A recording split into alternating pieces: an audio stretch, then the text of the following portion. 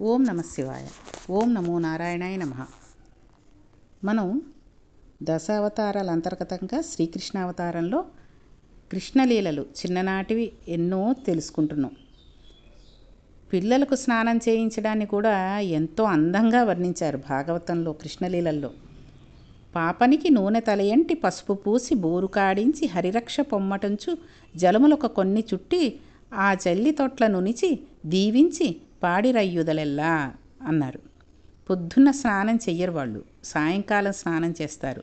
అంటే తలగడిగితే మొలకడగరు, మొలకడిగితే తలగడగరు. అటువంటి చోట పెరిగాడు కృష్ణుడు. అటువంటి వృద్ధ గోపకాంతలు వచ్చి పసిపిల్లలను ఎలా స్నానం చేయిస్తారో అలా తల కిందకి కాళ్ళు పైకి ఉండేటట్లుగా పడుకోబెట్టి, ఎవరైనా చూస్తారు కదండి, ఇప్పటికి అందరికీ తెలిసే ఉంటుంది. చంటి పిల్లలకు స్నానం చేయించేటప్పుడు కాళ్ళు చాపుకుని కింద కూర్చుని ఓ పీట మీద వేసుకుని కూర్చుని ఆ స్నానం చేయించే స్త్రీ కాళ్ళ మీద పడుకోబెట్టుకుంటుంది. పడుకోబెట్టినప్పుడు ఆవిడ పాదాల దగ్గరికి పిల్లవాడి తల వస్తుంది, పొట్ట దగ్గరికి కాళ్ళు వస్తాయి. అలా పడుకోబెట్టుకుంటారు.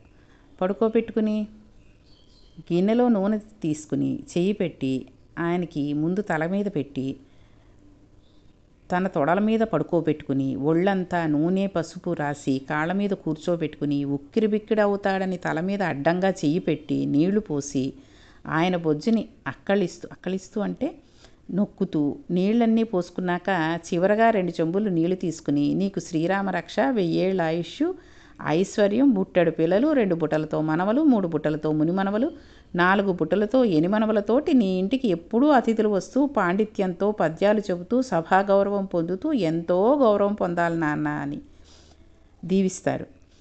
ఏమీ తెలియని గోపకాంత లక్ష్మీనాథుడైన పరమాత్మకు ఆశీర్వచనం చేస్తూ ఉంటుంది ఆ స్త్రీ.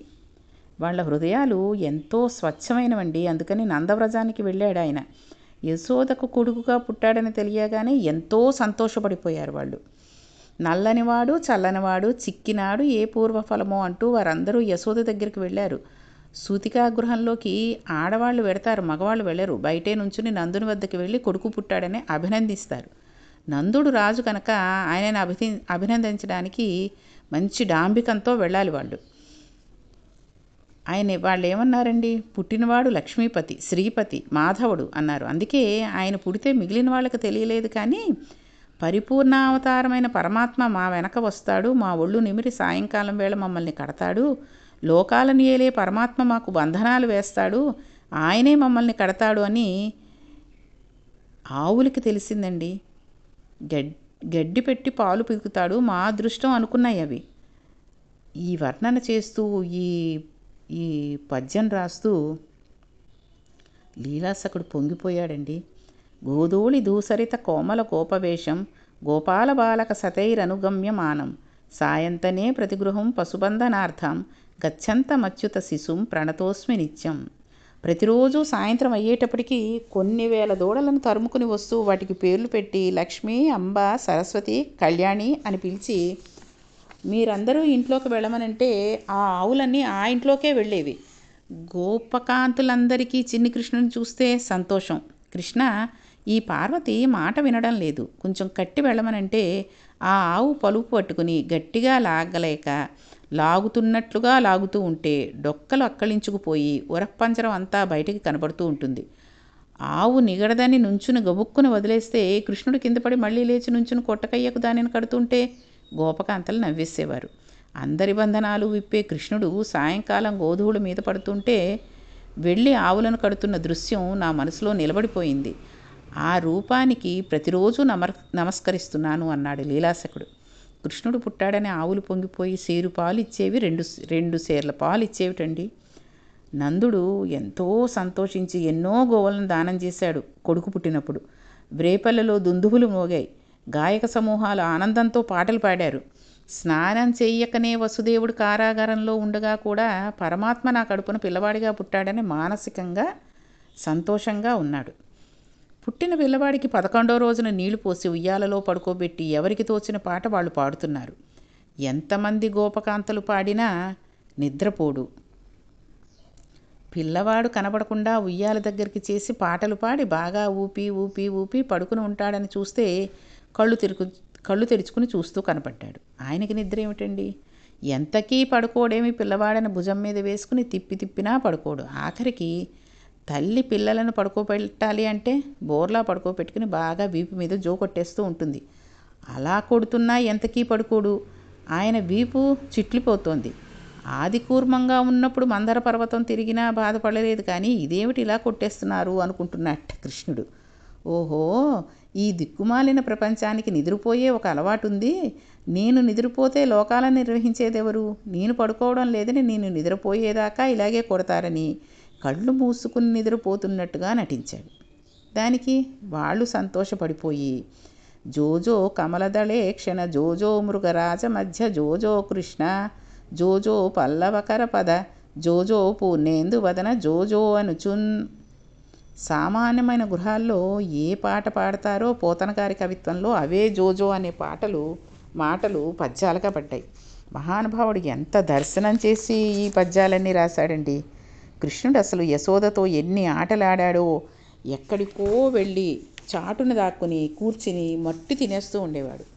బలరాముడు వచ్చి అమ్మ తమ్ముడు మట్టి తినేస్తున్నాడు అని చెబితే పరిగెత్తుకు వచ్చిందండి యశోద. అన్నయ్య, నీ స్నేహితులు చెప్పారు మన్ను తింటున్నావట. మన్ను తినడం ఏమిటి? ఇంట్లో వెన్న పాలు లేవా అంటే స్నేహితుల వంక అన్న వంక నేరం చెప్పారన్నట్లుగా చూశాడు. తన మీద చాడీలు చెప్పారని కోపం కళ్లకు కట్టినట్లు చూపించారు పోతన గారు. తల్లి మోకాళ్ళ మీద కూర్చుని తప్పించుకోలేడు, దొరికిపోయాడు అనుకుంటే ఆయన అన్నట్ట, అమ్మ మన్ను తినంగానే శిశువునో ఆకొంటినో వెర్రినో నమ్మంజూడకు వీరి మాటలు మదిన్ నన్నీవు గొట్టంగా వీరి మార్గము ఘటించి చెప్పెదురు కాదేనిన్ మదీ యాస్య గంధమ్మ ఘ్రాణము చేసి నా వచనములు తప్పైన దండింపవే అన్నాడాయన. అసలు ఏమి అదృష్టం! అసలు వాళ్ళు అంత అదృష్టం చేసుకోవడానికి ఏం పుణ్యం చేసుకున్నారు అంటే ధరాద్రోణుల వృత్తాంతం చెప్పారు సుఖబ్రహ్మ గారు. కృష్ణావతారంలో కృష్ణలీలలు వింటే దాని ప్రభావం మనసు మీద బాగా ఉంటుంది. అవి వింటున్నప్పుడు ఆ లీలల వలన మనకు ఎంత ప్రయోజనం చేకూరుతుంది అన్నది తెలుసుకోవడం జరుగుతుంది. కాళీమర్దనంలో తోక పట్టుకుని ఒక్కొక్క తోక కిందకి పడేటట్లుగా తొక్కుతూ పైకి లేస్తుంటే మళ్ళీ పైకి లేవకుండా తొక్కుకుంటూ మళ్ళీ పైకి లేవకుండా తొక్కేస్తున్నాడు. అద్భుతమైన తాండవం కాళీయుని పడగల మీద మహానుభావుడు చేస్తూ ఆటలాడితే దేవతలు అమృతం తాగడం వలన ఆనందం వెలువేసే కంఠధ్వనులతో జయ జయధ్వానాలు చేశారు. మహానుభావుడు ఎన్నో లీలలు చేశాడు. గోపబాలర్తో కూడి చద్దన్నం తిన్నాడు. మనం కార్తీక మాసం వచ్చేటప్పటికి వనభోజనాలు చేస్తాం. నిజంగా వనభోజనాలకు ఆద్యుడు కృష్ణ పరమాత్మ. గోపాలబారులు ఇంట్లో ఉన్న చద్ది అన్నం, రకరకాలైన ఆవకాయలు, పచ్చళ్ళు పట్టుకుని బయలుదేరారు. అందరూ వెళ్ళారు. ఆ పిల్లలకు కృష్ణ పరమాత్మ చెబితే తప్ప ఆకలి వేస్తుందని కూడా తెలియదు. ఆ స్వరూపం అటువంటిది. ఆకలి వేస్తోంది రండి బాలకులారా అని అందరినీ పిలిస్తే వాళ్ళు ఒక పంక్తి వరుసగా వేసుకుని తినరు కదండి. కృష్ణుడు కనపడాలని వాళ్ళు గుండ్రంగా కూర్చుని ఉంటారు. అలాగే కూర్చుని తింటారు వాళ్ళు. ఒక పద్మం మధ్యలో దుడ్డు చుట్టూ రేఖలు ఉన్నట్లుగా మధ్యలో కృష్ణ పరమాత్మ నుంచుని ఉంటాడు. వాళ్ళకి ఎంతో భక్తి. గోపబాలురు పొద్దున్న స్నానం చేయరు. వాళ్ళందరూ పనంతా అయిపోయాక సాయంకాలం చేస్తారు. మధ్యలో కృష్ణుడు పరమాత్మ స్వరూపంతో కాకుండా ఆవులు దూడలను కాసే పిల్లవాడు ఎలా మట్టి చేతులతో అందరినీ కలిసి వచ్చి వాళ్ళతో కలిసి కూర్చుని కూడా తినడం కాదు కాబట్టి నిలబడి ఎలా తింటాడో అలా ఉన్నాడట. ఒక బట్టను కడుపుకి దిండులాగా కట్టి వేణువును అందులో ఒక పక్కకి దోపుకుని ఆవులను దూడలను ఊది పిలిచే బూర తీసి చంకలో పెట్టుకుని అమ్మ పెట్టిన మేగడ పెరుగు ముద్ద ఎడమ చేతిలో పెట్టుకుంటే ఒకడు కృష్ణ మా ఇంట్లో ఆవకాయ పెచ్చు తినమని ఇస్తాడట. ఇంకొకడు కృష్ణ మా ఇంట్లో మాగాయ ముక్క తినమని ఇంకోటి ఇస్తాడట. అవన్నీ వేళ మధ్యలో పెట్టుకుని, చూసారా వేళ మధ్యలో అంటే బస్సు కండక్టరు 2 రూపాయల నోట్లు, 5 రూపాయల నోట్లు, 10 రూపాయల నోట్లు ఒక్కొక్క వేలి మధ్యలో ఒక్కొక్కటి పెట్టుకుంటూ ఉంటారు. ఎందుకంటే చిల్లర ఇవ్వడానికి వీలుగా ఉంటుందని. అడిగిన వాళ్ళు ఏదైనా గబుక్కున వాడికి 2 రూపాయలు ఇవ్వంటే ఈ 2 రూపాయల నోటు తీసి ఇచ్చేసి మిగిలిన చిల్లర ఇంకో ₹1 ఎంతో ఇస్తాడంటే 2 రూపాయలు 5 రూపాయలు ఈ రోజుల్లో ఎక్కడ రావట్లేదు అనుకోండి అసలు.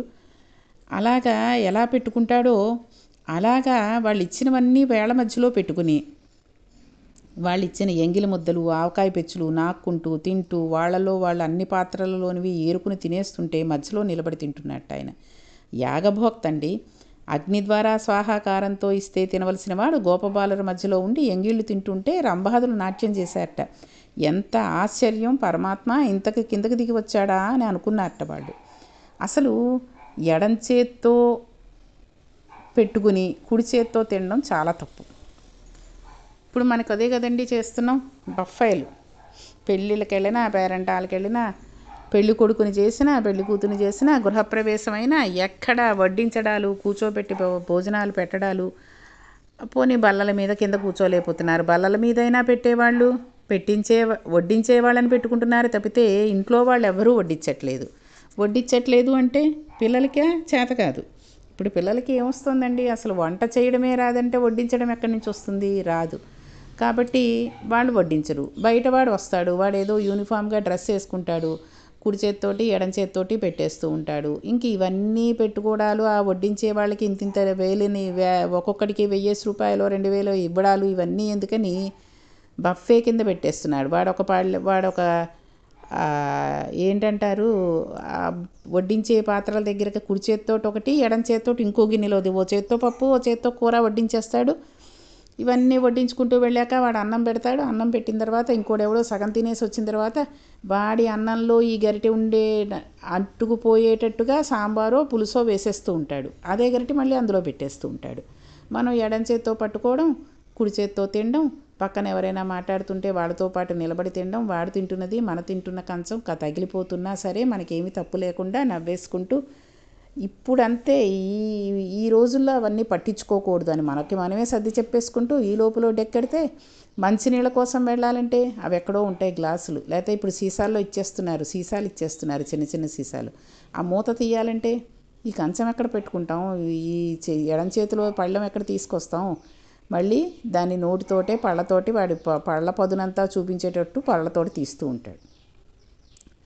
అసలు ఇదంతా ఎంత దౌర్భాగ్యమో! అసలు మంచిది కాదు. ఏదో కృష్ణుడు చేశాడు అంటే ఆయన లీలలు వేరు, ఆయన చేసిన లీలలు వేరు, ఇది వేరు. కాబట్టి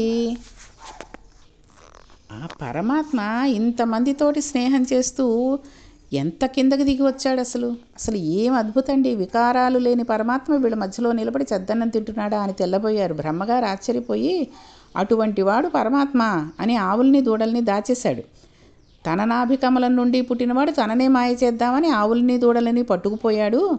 ఆయన పట్టుకుని పోతే నేను సృజించలేనా అనుకుని మళ్ళీ ఆవులను దూడలను ఏ మచ్చలు ఎలా ఉంటాయో అలా సృష్టించి వచ్చేటప్పటికి బ్రహ్మగారు పిల్లల్ని కూడా దాచేశాడు.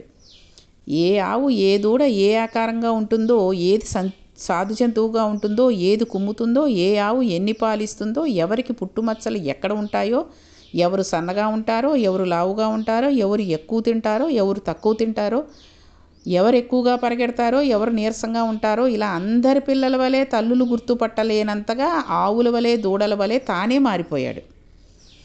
అంటే ఎవరికి జెరాక్స్ కాపీ అంటారు చూసారా, ఆ రకంగా జెరాక్స్ అయినా మామూలుది రంగులో ఉంటే ఇది నల్లగా ఉంటుందేమో కానీ అసలు అంతలా మారిపోయారు. బ్రహ్మగారు లోపలికి వెళ్ళి అన్నీ బంధించి చూశాడు. అన్నీ అలాగే ఉంటే ఆయన తెల్లబోయారు. నేను బ్రహ్మను, నేను సృష్టించకుండా వీటన్నిటిని ఎవరు సృష్టించారు అని. ఓహో, నన్ను కన్నతండ్రి పరబ్రహ్మం అని పరిగెత్తుకుని వచ్చి ఆవులను దూడలను కాస్తూ వెన్న తింటూ నిలబడ్డ చిన్న కృష్ణుని పాదాల మీద పడ్డాడు. అది కృష్ణావతార మహత్యం. బ్రహ్మగారంతటి వాడు కాళ్ళ మీద పడిపోయి నాకు వద్ది బ్రహ్మ పదవి తీసేయని ఆయన అన్నారు. పరబ్రహ్మమైన నువ్వు ఈ భూమి మీద ఆడుకుంటుంటే ఏమీ తెలియని గోపబాలురు నిన్ను కౌగిలించుకుని తంతూ గుద్దుతూ నీ మీద పడుతున్నారు. అది అదృష్టం తప్ప బ్రహ్మ పదవి అదృష్టం కాదు. నాకు మాయ కమ్మింది. ఈ గోపాలబారులలోని ఎవరి పాదాలనైనా అంటుకున్న ధూళి నా 4 శిరస్సుల మీద చల్లుకునేందుకు అనుమతి ఇయ్యమని అన్నాడు. అహోభాగ్యం నందగోప ప్రజోసామ్యం అని మూల భాగవతంలో వ్యాసుల వారు అంటారు. అంత అద్భుతమైన అవతారం. పరమాత్మ పెద్దవాడైన తర్వాత పాండవులకు ఎంత రక్షణ చేస్తాడో, కృష్ణ పరమాత్మ లేకపోతే పాండవులు లేరు అని మనకు తెలుసు. ఈ భాగవతాలు మహాభారతం అది విన్న తర్వాత మనకు తెలిసిన విషయమే కదండి. ఆయన వాళ్ళని ఎన్ని సందర్భాలలో రక్షించాడో. భీష్మాచార్యులకు స్వచ్ఛంద మరణం, ఆయనని నిగ్రహించేవాళ్ళు లేరు. దేవతలందరూ ఒక పక్క నిలబడినా ఆయనని నిర్జించలేరు. ఆయన చెలరేగి యుద్ధం చేస్తుంటే ధర్మరాజు భయపడిపోయాడు.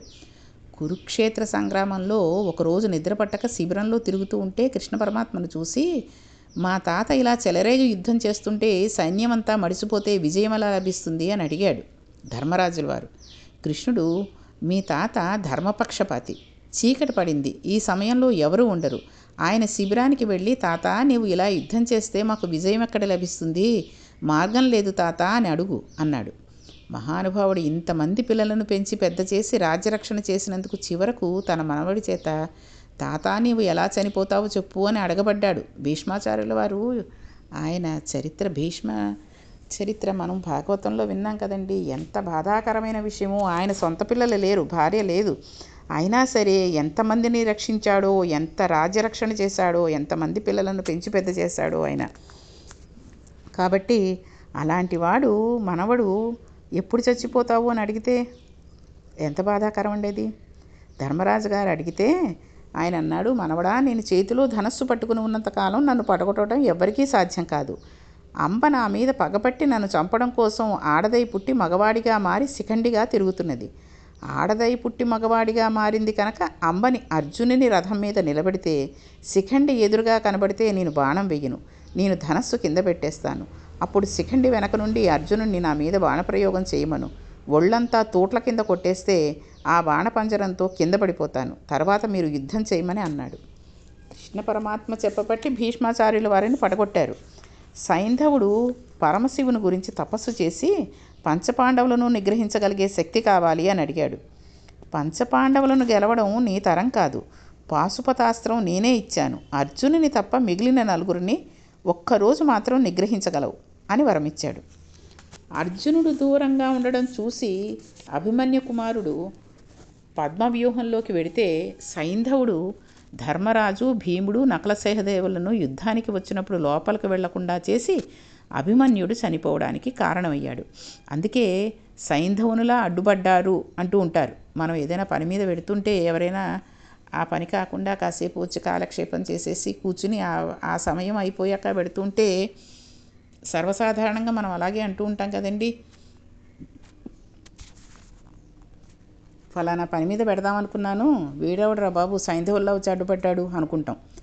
రాత్రి శిబిరానికి వచ్చిన అర్జునుడు కొడుకు చనిపోయాడని ఏడ్చి అన్నలను మీరు నలుగురు ఎందుకు వెళ్ళి రక్షించలేదు అని అడిగితే, పరమశివుని వరం వలన సైంధవుడు అడ్డుపడ్డాడని, రేపు సూర్యాస్తమయం లోపల సైంధవుని తల తరగకపోతే నేను గాంధీవంతో సహా అగ్నిప్రవేశం చేసి చచ్చిపోతానని తొందరపడి ప్రతిజ్ఞ చేసేశాడు. ఆ రాత్రి అర్జునుడు బాగానే పడుకున్నాడు, కానీ కృష్ణుడికి నిద్ర పట్టలేదు. మహాభారతం చదివితే ఎంత భక్తపరాధీనుడు అనిపిస్తుంది కృష్ణుడి గురించి వింటుంటే. సారథి వచ్చి ఎందుకు అలా ఉన్నారనంటే ఎలా నిద్రపడుతుంది? అర్జునుడు తొందరపడి ప్రతిజ్ఞ చేశాడని చెప్పాడు. ద్రోణాచార్యుడు తక్కువవాడు కాదు. ఒక్క అర్జునుని ఆపితే చాలు ఆత్మహత్య చేసుకుని ప్రాణం వదిలిపెట్టేసే గెలుపు కౌరవులది.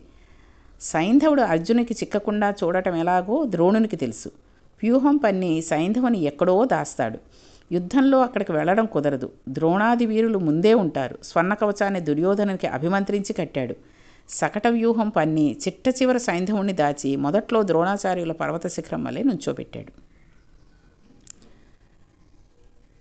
పొద్దున్నయింది, మధ్యాహ్నమైంది, పొద్దు వరిగిపోతోంది. యుద్ధం చేస్తూనే ఉన్నాడు. ఎక్కడికో లోపలికి వెళ్ళాలి, ఇంకా మొదట్లోనే ఉన్నాడు. వ్యూహం భేదించలేదు. సూర్యాస్తమయ్యే వేళ అయిపోతుంది. సైంధవుని చంపడానికి ఇంకా చాలా దూరం వెళ్ళాలి. కురుక్షేత్ర యుద్ధం అయిపోయింది. ప్రాణాలు విడిచిపెట్టవలసిందే. అర్జునుడు చిన్నబుచ్చుకున్నాడు. సైంధవుడు అర్జునుడు నా దగ్గరకు వచ్చే అవకాశం లేదు, తానే చచ్చిపోవును అని సంతోషపడిపోతున్నాడు. కృష్ణ పరమాత్మ అర్జునుని అవస్థ చూసి, బావా, తొందరపడితే పరిణామాలు ఎలా ఉంటాయో చూసావా, జాగ్రత్త వహించు, ఇప్పుడు నేనేం చేస్తానో చూడని మాయాతిమిరాన్ని సృష్టించాడు. అది సూర్యుణ్ణి అడ్డగించింది. సూర్యాస్తమయం అయిపోతున్నది, అర్జునుడు కొట్టలేకపోతున్నాడే అన్నారు. ఆ మాటలు విని సైంధవుడు ఏం చేశాడు, సైంధవుడిని అర్జునుడు చంపేయగలిగాడా లేదా అన్న విషయాన్ని రేపటి పారాయణంలో తెలుసుకుందాం. ఓం నమః శివాయ. ఓం నమో నారాయణాయ నమః.